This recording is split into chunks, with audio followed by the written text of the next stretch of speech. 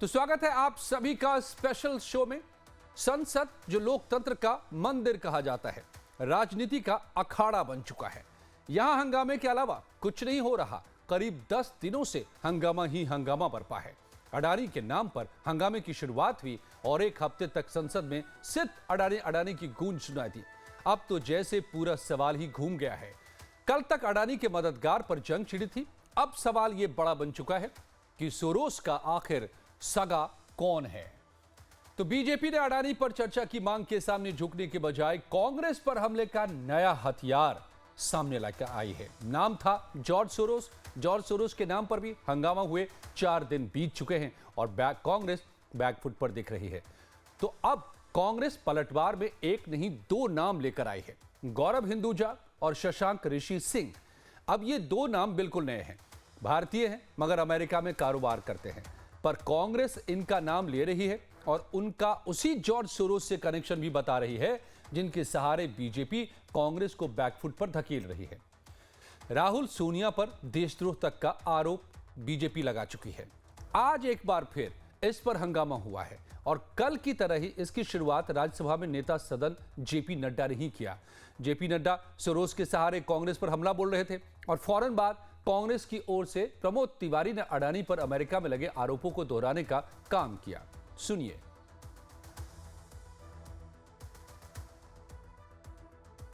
आर्थिक जगत में सफलता मिली है।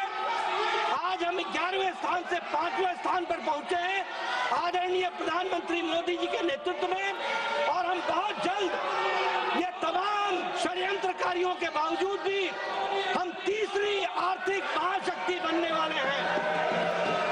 ऐसी परिस्थिति में जो लोग इसको रोकने का षड्यंत्र कर रहे हैं, दुनिया हमसे पूछ रही है कि कैसे ये हो पाया है। मैं कहना चाहता हूं, हमारे लोग उद्वेलित हैं, चिंतित हैं और हमारी जवाबदेही है कि इसका जवाब हम साधारण लोगों को दे सकें और देश मोदी जी के नेतृत्व में सुरक्षित होकर के आगे बढ़ेगा। इस बात को कहना, जो कुछ भी नड्डा साहब ने कहा है पूरी तरह गलत, बेबुनियाद, सतही, घटिया आरोप है। मैं इसका खंडन करता हूं। दूसरा, मैं स्पष्ट कर दूं कि जैसे वो कह रहे हैं उन पे आधार नहीं, हमारे पास आधार है। एक न्यायालय ने संज्ञान लिया है 23,000 करोड़ रुपए की रिश्वत भारतीय जनता पार्टी की सरकार को दिया गया है, इनके अधिकारियों को दिया गया है। अडानी मुद्दे पर आप चर्चा कराइए, हम अपनी बात रखेंगे और सरकार को पूरा मौका मिलेगा। इन्होंने 23,000, अडानी ने 23,000 करोड़ रुपया मोदी सरकार को दिया है, ये मेरा निश्चित आरोप है। मैं साफ कर देना चाहता हूँ, मैं साफ कर देना चाहता हूँ। Excuse me. Come on. My mic is off. Sir. तो हंगामा ऐसा कि कौन क्या बोल रहा है इसे भी सदस्य सुनने को तैयार नहीं है और लोकसभा और राज्यसभा में फिर विपक्ष के हंगामे के चलते दोनों सदनों की कार्यवाही कल सुबह 11 बजे तक के लिए स्थगित कर दी गई। लोकसभा की कार्यवाही पहले दोपहर 12 बजे तक के लिए स्थगित की गई। इसके बाद दोबारा शुरू हुई कार्यवाही के दौरान भी विपक्ष ने हंगामा किया। इसके चलते लोकसभा की कार्यवाही को कल सुबह 11 बजे तक के लिए स्थगित करना पड़ा। लेकिन उससे पहले लोकसभा का दृश्य क्या था उसे भी देख लीजिए। संसदीय कार्य मंत्री किरण रिजिजू ने एक बार फिर सोरोस के नाम पर माहौल गर्म कर दिया और फिर कांग्रेस पर नौटंकी करने का आरोप लगाते हुए माफी की मांग की। आप लोग प्लीज बैठिए, शून्यकाल आ रहे हैं। मंत्री जी को सुनिए पहले, शून्यकाल स्टार्ट प्लीज। अपना हरकतों से शर्मसार कराया है सर। जब ये यहाँ जितने मेंबर्स ऑफ पार्लियामेंट है सब अपने अपने क्षेत्र से आते हैं, सब अपने बात को संसद में रखना चाहते हैं। यहाँ कांग्रेस पार्टी और कांग्रेस के नेतृत्व जॉर्ज सोरोस के साथ तालमेल करके देश के खिलाफ काम करते हैं और फिर रंग बिरंगे नारा लगा करके, कपड़े पहन करके और यहाँ तरह तरह का आपत्तिजनक बातें नारा लगा करके इन्होंने सदन का गरिमा को चोट पहुंचाया है। पूरा हमारा इस देश से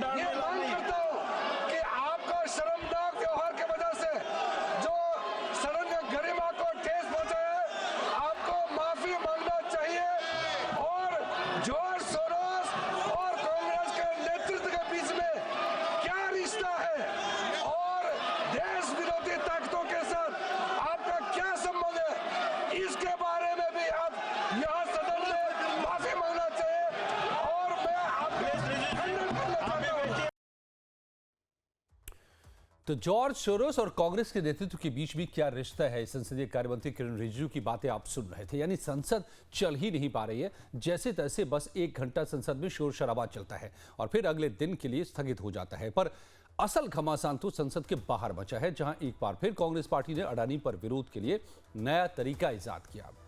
अडानी के खिलाफ कांग्रेस की मुहिम की अगुवाई करते प्रियंका को भी लगातार देखा जा रहा है। एक बार फिर काला थैला लटकाए संसद परिसर में प्रियंका पहुंची। यहां थैला कांग्रेस के तमाम सांसदों के कंधे पर भी टंगा दिखा और उस पर लिखा था मोदी अडानी भाई भाई। यहां राहुल गांधी भी मौजूद थे। उन्होंने बैग को देखकर कमेंट भी किया कि यह काफी क्यूट है। बैग में एक तरफ मोदी तो दूसरी तरफ अडानी की तस्वीर लगी है। और पिछले 1 हफ्ते में कांग्रेस के विरोध का यह तीसरा प्रयोग है। सबसे पहले राहुल, प्रियंका समेत तमाम कांग्रेसी सांसद ब्लैक जैकेट में नजर आए, जिस पर लिखा था मोदी अडानी एक है, अडानी सेफ है। इसके बाद दिखा 2 दिसंबर को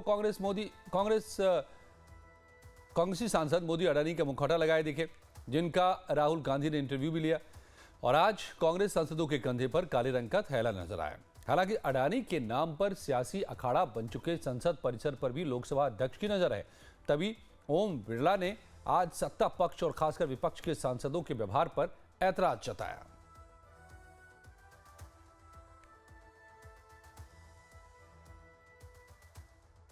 सहमति असहमति हमारे लोकतंत्र की परंपरा रही है, जो संविधान बनते समय भी हमने अभिव्यक्ति की है। लेकिन मेरा आपसे आग्रह है कि हमें गरिमा रखनी चाहिए। पिछले कुछ दिनों से मैं देख रहा हूं संसद परिसर में जिस प्रकार के प्रदर्शन किए जा रहे हैं, जिस प्रकार के नारे, पोस्टर, मुक्तों का प्रयोग किया जा रहा है, वह सिर्फ न अशोभनीय है बल्कि हमारी नियम प्रक्रियाओं, संसदीय परंपराओं के अनुरूप भी है। मुझे बड़े अफसोस के साथ कहना पड़ रहा है, इसमें प्रतिपक्ष के बड़े नेताओं का आचरण व्यवहार भी संसदीय मर्यादा के अनुकूल नहीं है। माननीय सदस्यों, मेरा आग्रह है, चाहे सत्ता पक्ष हो चाहे प्रतिपक्ष हो, सत्ता पक्ष हो चाहे प्रतिपक्ष हो, आप बैठिए, आप मेरी बात पूरी सुनिए, आप मेरी बात सुनिए। चाहे सत्ता पक्ष हो चाहे प्रतिपक्ष हो, सभी दल के लोग संसद की गरिमा, परंपरा, मर्यादा, प्रतिष्ठा को बनाए रखें। मगर प्रियंका ने कहा कि यह दुर्भाग्यपूर्ण है कि सदन की कार्यवाही नहीं चल पा रही है। कांग्रेस पार्टी डिबेट से नहीं भाग रही है बल्कि चर्चा चाहती है। हाँ, हाउस नहीं चल रहा है और सरकार जानबूझ के हाउस को चला नहीं रही है, या फिर इनसे चल ही नहीं रहा है, मतलब इन काबिल नहीं है ये हाउस को चलाने के। क्योंकि आप देख रहे हैं हमारे जो प्रदर्शन हो रहे हैं 10:30 से 11 बजे तक होते हैं। जैसे ही हाउस शुरू होता है हम अंदर चले जाते हैं काम करने के लिए। काम हो ही नहीं रहा है। जैसे ही हम बैठते हैं ये लोग कुछ शुरू कर लेते हैं ताकि अर्जन हो जाए। और इनकी ये स्ट्रैटेजी है। मुझे लगता है ये बहस नहीं करना चाहते हैं, ये डर रहे हैं अडानी जी पे बहस करने से, डरते हैं, जानते हैं कि ये चर्चा नहीं कर सकते क्योंकि सारी बातें सामने आ जाएंगी और छुप रहे हैं। और मुझे ताज्जुब होता है, मैं तो नहीं हूँ संसद में, आज तक प्रधानमंत्री जी आए ही नहीं है। सत्र के मेरे ख्याल से 10 दिन तो हो गए होंगे, दिखते ही नहीं है यहाँ। ताज्जुब की बात है। अडानी के तो ये तो अडानी का इशू था। आज संसद खत्म होने के बाद प्रियंका गांधी ने जॉर्ज सोरोस के मुद्दे पर भी जवाब दिया और बीजेपी के आरोपों को सिरे से खारिज कर दिया। इसे भी सुनिए। I think it is the most ridiculous thing they could come up with. They're talking about some 1994. Nobody has any record of it. I don't know what they're talking. Nobody knows what they're talking about. The only reason they're doing it is they do not want to discuss Adani. सीधी सी बात है। ये जानते हैं कि घूस दिया गया है। ये जानते हैं कि आज देश की जनता तरस रही है। जो बिजली के बिल उनको आ रहे हैं, लोगों को, गरीब लोग हैं, वो दे नहीं पा रहे हैं और इतने बड़े बड़े बिल आ रहे हैं क्योंकि इन लोगों ने घूस खाई है। तो प्रियंका गांधी जो बयान दे रही थी वो बयान 4 दिनों से सोरोस के नाम पर चल रहे संग्राम में कांग्रेस पर पहला जवाब था और इसके बाद पूरी कांग्रेस आक्रामक हो गई। तो संसद में शोर शराबे की तस्वीरों के बाद अब इस कहानी के कुछ तकनीकी पहलुओं पर ही गौर कीजिए, जिसमें कांग्रेस ने attack is the best defence वाला अप्रोच अपनाया है। शुरुआत पवन खेड़ा ने की, जिसमें उन्होंने स्पेन इंस्टीट्यूट का जिक्र करते हुए सीधे विदेश मंत्री एस जयशंकर पर सवाल उठा दिया। पवन खेड़ा ने ट्विटर पर लिखा कि अपने दोस्त को बचाने के लिए मोदी जी भारत के मित्र देशों से रिश्ता खराब कर रहे हैं और दुश्मन देशों को क्लीन चिट दे रहे हैं। उन्होंने लिखा कि सोरोस अगर इतना बड़ा मुद्दा है तो प्रत्यर्पण की कार्रवाई कीजिए, सोरोस को खींचकर भारत लाना चाहिए और यह भी बताना चाहिए कि बीजेपी के किस किस नेता के बच्चों को विदेशों में शिक्षा के लिए किस फाउंडेशन से स्कॉलरशिप मिली। पवन खेड़ा ने सोशल मीडिया के जरिए बयान भी ये जारी किया। इसको सुनिए। सच चल रही है, इस षड्यंत्र पर खुलासा रोज हो रहा है। रोज दिखाई दे रहा है कि कैसे पूरी भाजपा, पूरी सरकार एक आदमी को बचाने के लिए भारत के अंतर्राष्ट्रीय संबंधों तक को दांव पे लगाने को तैयार है। ये षड्यंत्र, किसी को ये हक नहीं बनता कि देश के बाकी देशों से संबंध एक व्यापारी के हितों पर निर्भर करते हो। जो भी देश उस व्यापारी कि हाँ में हाँ मिलाएंगे, उसको काम देंगे, वो देश फिर देश हमारे भारत की सीमाओं में भी घुस जाएं तो उनको क्लीन चिट दे दी जाती है। हम पर आरोप लगाते हो सोरोस का, ये कोई मुद्दा है? अगर ये मुद्दा है तो कौन से मंत्री का बेटा सोरोस की किस ग्रांट से कहां कहां क्या क्या करता है, हम भी शुरू हो सकते हैं। लेकिन ये मुद्दा नहीं है, एक मंत्री की बात नहीं है। आपके कितने मंत्रियों के कितने बच्चे, कितनी ग्रांट सोरोस की ऑर्गेनाइजेशन से ले रहे हैं, वो मुद्दे हैं क्या? विजय सरदना अर्थशास्त्री मेरे साथ जुड़ गए हैं इस वक्त लाइव टाइम्स पर। बहुत बहुत स्वागत है विजय जी आपका लाइव टाइम्स के ऊपर। ये जो चला आ रहा है संसद का बवाल जो हम दिखा रहे हैं, और अब सोरोस और फिर ये कि सोरोस का सगा आखिर कौन है, जो कांग्रेस आरोप लगा रही है। इस वक्त में आप सुन रहे थे कांग्रेस के प्रवक्ता की कि हम खोल देंगे कि फिर किस फाउंडेशन से किस नेता के बच्चे की कहां पर पढ़ाई हो रही है, क्या क्या खुलने वाला है और क्या क्या इसके तार जुड़े हुए हैं, किस किस के कहां से, क्या क्या सच्चाई है। देखिए, सबसे पहले आपको और सभी दर्शकों को मेरा प्रणाम। देखिए, मुद्दा गंभीर है, मुद्दा राजनीतिक है। जहां तक बात है अडानी को लेकर, मुझे लगता है कि ऑपोजिशन को और सरकार को अडानी के खिलाफ जो भी कार्रवाई अमेरिका में चल रही है वो अदालतों में है, हमें उसका इंतजार करना चाहिए। बिना तथ्यों को जाने, बिना एविडेंस के, बिना स्क्रूटनी के हम अगर आरोप लगाते हैं तो राजनीति के अलावा कुछ नहीं। अब रही बात कि साहब सोरोस का मुद्दा है, अब सवाल तो इस बात का है कि कांग्रेस पार्टी ने चाइनीज पार्टी के साथ एमओयू किया था, आज तक वो एमओयू सार्वजनिक क्यों नहीं हुआ? क्योंकि एक तरफ आप ये कहते हैं कि चाइना सीमा में घुस जाता है, दूसरी तरफ आप जाके एमओयू साइन करते हो और वो जनता को भी नहीं बताते कि आपकी चाइना के साथ क्या अंडरस्टैंडिंग थी। तो क्या आप रिस्पॉन्सिबल अपोजिशन की भूमिका निभा रहे हो या नहीं? आप खुद ही तो सच्चाई को छुपाने का प्रयास कर रहे हो। जहां तक बात है सोरोस की, वो तो सबको पता है, ओपन खेल है, क्योंकि सोरोस ने तो खुद ही बोल दिया कि मैं $1 बिलियन लगा के बैठा हूं मोदी को हराने के लिए। और एक बात तो मान के चलिए ना सर, कि जितने भी विदेश में लोग बैठे हैं, खासकर जो डीप स्टेट की हम बात कर रहे हैं आज, उनमें से कौन चाहता है भारत आत्मनिर्भर हो?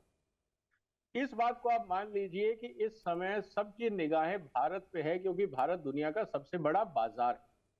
वो यहां से कुछ खरीदना नहीं चाहते, ना वो हमें टेक्नोलॉजी देना चाहते, वो चाहते हैं भारत का उपयोग करना बाजार के लिए। पूरा वेस्टर्न इकोसिस्टम अगर आप उठा के देखें तो आपको क्या मिलता है? यूरोप में पॉपुलेशन स्टैग्नेंट है या नेगेटिव है, अमेरिका में इकोनॉमिक ग्रोथ ऑलमोस्ट स्टैग्नेंट है, चाइना में स्लो डाउन है, मिडिल ईस्ट की क्राइसिस आपके सामने है, रशिया की क्राइसिस आपके सामने जी। स्थिति ये है कि कहीं पे भी इकोनॉमी बढ़ नहीं रही। जो फ्यूचर है इकोनॉमिक ग्रोथ का वो है एशिया। एशिया में दो सबसे बड़ी ताकतें हैं, चाइना और इंडिया जी। चाइना यूरोप के काबू में आ नहीं रहा, अमेरिका के काबू में आ नहीं रहा। एक बड़ा बाजार बचा है, वो है हिंदुस्तान, जिसको सब आदमी काबू करना चाहते हैं।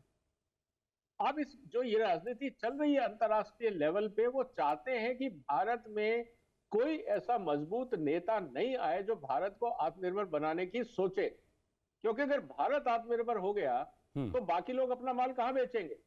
क्या आप श्रीलंका में बेचोगे या मालदीव में बेचोगे या भूटान में बेचोगे? कहां बेचोगे जी? तो विजय जी, आप कह रहे हैं कि ये मार्केट पर कंट्रोल की कोशिश है, अब भारत को आत्मनिर्भर बनाने से रोकने की कोशिश है। अब इस सब के बीच में ये जॉर्ज सोरोस कैसे ये किरदार आता है, और जब अडानी का मुद्दा उठ रहा है तो उसमें जॉर्ज सोरोस और ये कनेक्शन है क्या? जरा इसको भी हमारे दर्शकों के लिए साफ कर दीजिए। देखिए, एक बात समझिए कि कोई भी काम करना होता है उसके पीछे पैसा चाहिए। चाहे आप एनजीओ चला रहे हो, चाहे पॉलिटिकल पार्टी चला रहे हो, चाहे आप चैनल चला रहे हो, चाहे आप प्रदर्शन कर रहे हो, किसान आंदोलन कर रहे हो, बगैर पैसे के कुछ नहीं होता है।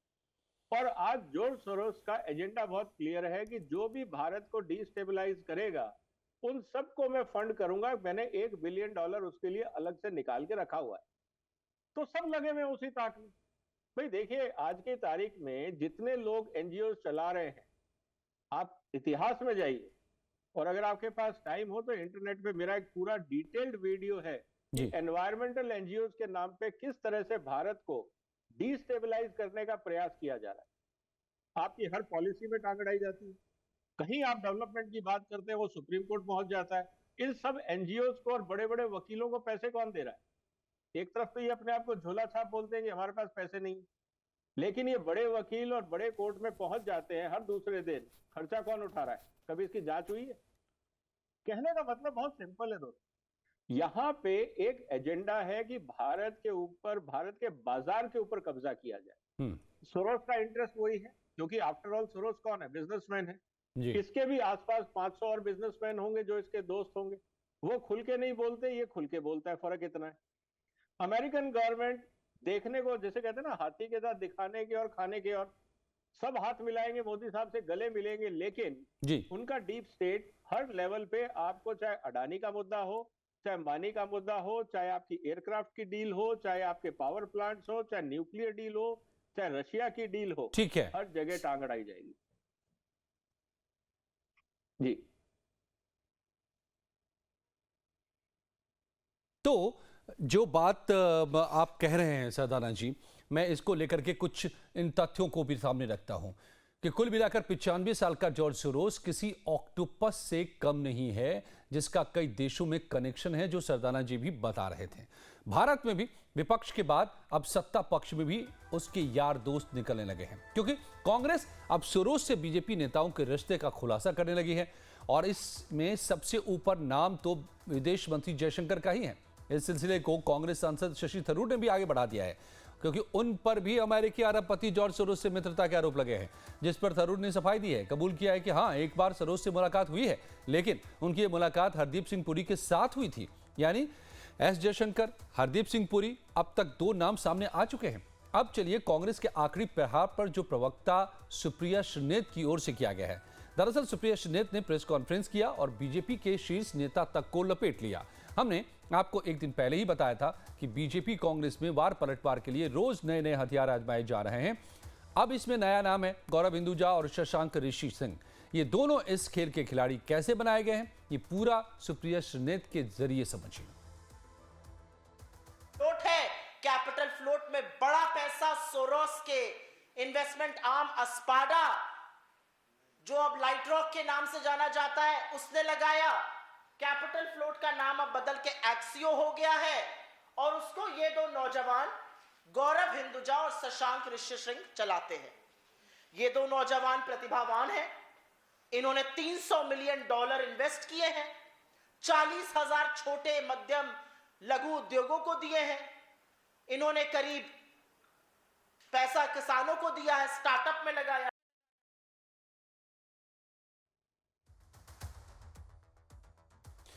जी, तो ये आपने जो ये आरोप लगाए जा रहे हैं सरदाना साहब, जो नए, इसका कोई लॉजिक नहीं है जी, इसका कोई तथ्य नहीं है, ये सिर्फ फालतू बातें हैं। देखिए, अगर एक, मान लीजिए आज मेरे पिताजी अरबपति हैं, और अगर मैं बच्चा हूं और मैं चाहता हूं मैं अपना बिजनेस खड़ा करूं, और पिताजी अगर मेरे को कहते हैं $300 मिलियन चाहिए, लगाओ, अपनी फाइनेंस कंपनी खड़ी करो, प्रॉब्लम क्या है उसमें?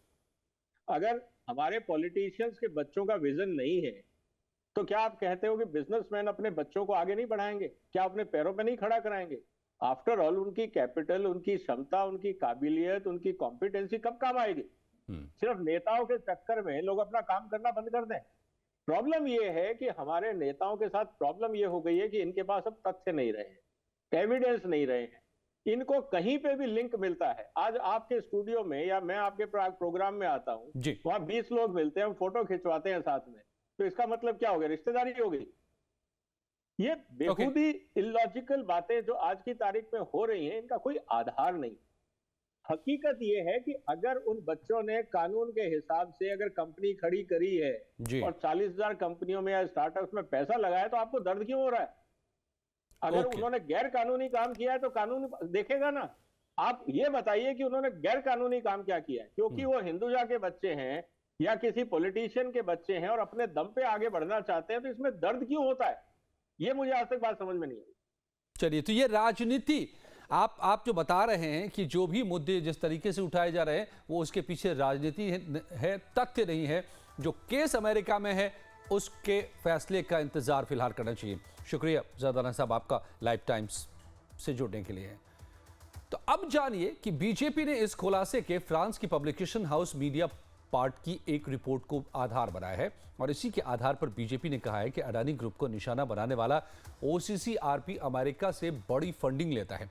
ओसीसीआरपी को भारत विरोधी काम के लिए अमेरिकी एजेंसी यूएसएड पैसे देती है। ओसीसीआरपी की कुल फंडिंग का करीब 50% हिस्सा अमेरिका से आता है। अडानी पर हमले का ओसीसीआरपी का लंबा इतिहास है। बीजेपी के मुताबिक मीडिया पार्ट ने बताया कि ओसीसीआरपी भले ही खुद को स्वतंत्र संगठन बताता है, लेकिन इसका गठन ही अमेरिकी सरकार के पैसे से हुआ था। लेकिन आज कांग्रेस इसकी भी तैयारी करके आई थी। सुप्रिया श्रीनेत ने कहा कि मीडिया पार्ट पब्लिकेशन ने बीजेपी के उस दावे को खारिज कर दिया है। सुनिए। तिनको का सहारा, बीजेपी को फेक न्यूज का सहारा, मीडिया पार्ट लगाइए जरा। एक फ्रेंच मीडिया कंपनी है media part. Please put media part, the last one.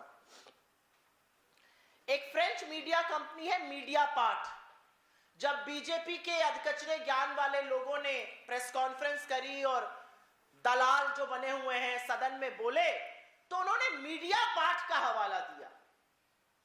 गजब बात है। मीडिया पार्ट ने डिनाई कर दिया कि नहीं, हमारे बल पर फेक न्यूज मत फैलाइए। फैक्ट्स जो है आपकी कंस्पिरेसी थ्योरी को डिनाई करते हैं, हमने कोई ऐसा आर्टिकल ही नहीं छापा है। ये तो मीडिया पार्ट ने बीजेपी की फेक न्यूज का कच्चा चिट्ठा खोल दिया। लेकिन मीडिया पार्ट के कच्चा चिट्ठा खोलने से पहले हमारा एक सवाल है, मीडिया पार्ट का आपको बड़ा सहारा मिल रहा है।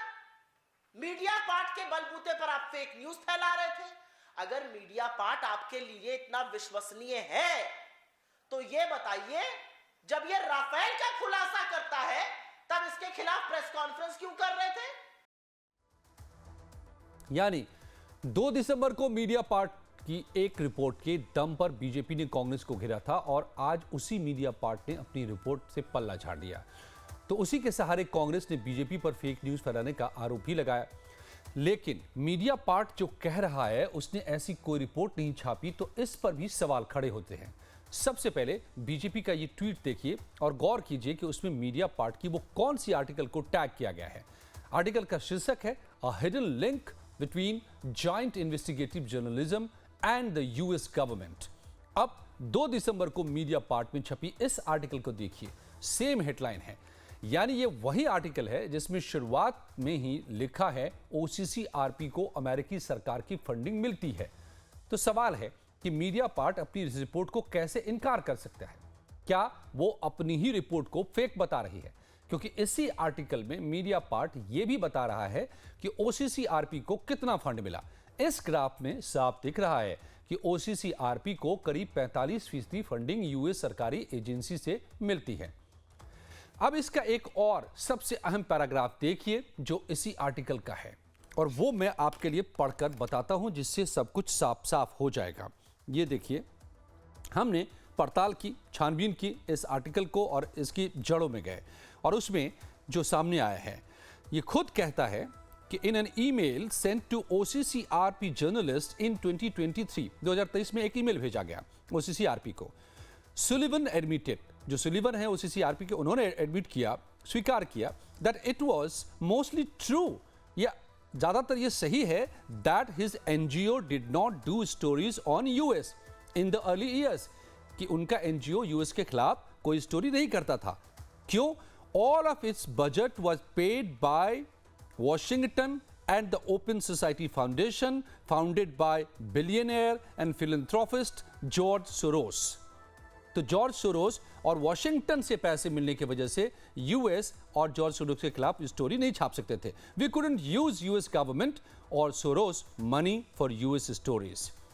तो यानी क्योंकि अमेरिका से पैसे मिलते थे, जॉर्ज सोरोस साहब से पैसे मिलते थे, और इसीलिए उन्होंने साफ साफ माना कि हम स्टोरी नहीं छाप सकते थे.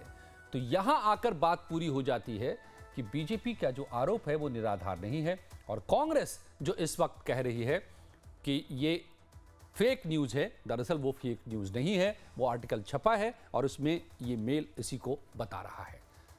तो फिर यही सवाल आके खड़ा होता है कि राजनीति के इस हंगामे में बिना बहस के ये पता कैसे चलेगा कि वाकई सोरोस का सगा है कौन.